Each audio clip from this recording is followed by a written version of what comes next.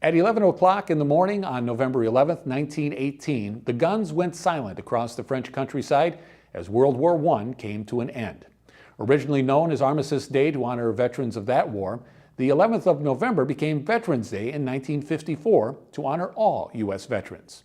At the annual Veterans Day observance program at Winona's Veterans Park, old soldiers gathered to pay tribute to their brothers in arms.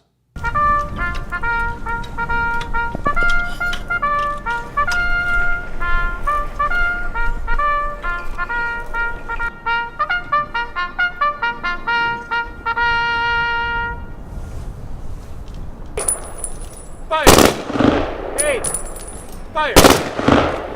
We pause in the life that these heroic persons have given us to remember these individuals and the sacrifice that they made to make our lives secure and safe. We know that those in your care are beyond danger, and we thank you for your grace and mercy. Amen. Ready? March! Cease firing!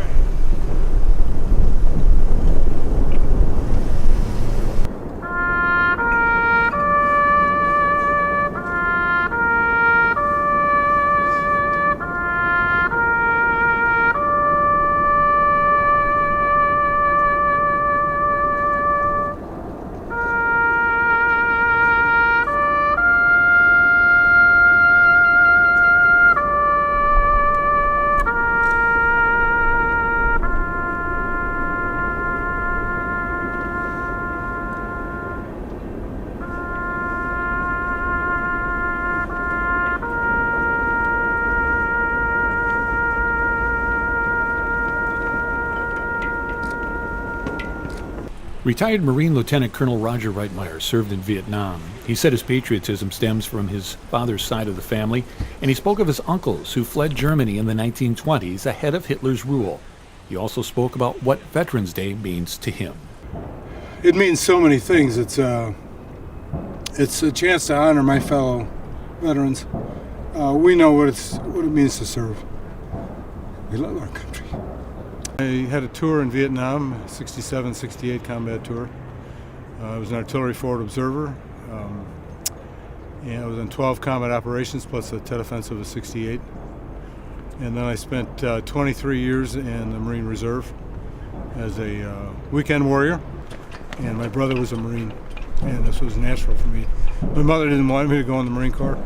No mother does want her son to go off to war, but I felt a calling and a duty. My father came from Germany. His mother, it was in 1928 when Hitler Youth was on the rise, and his mother said to her 5 sons, and well, she had a daughter, but to the 5 sons, you'd be wise to go to Germany, go to America.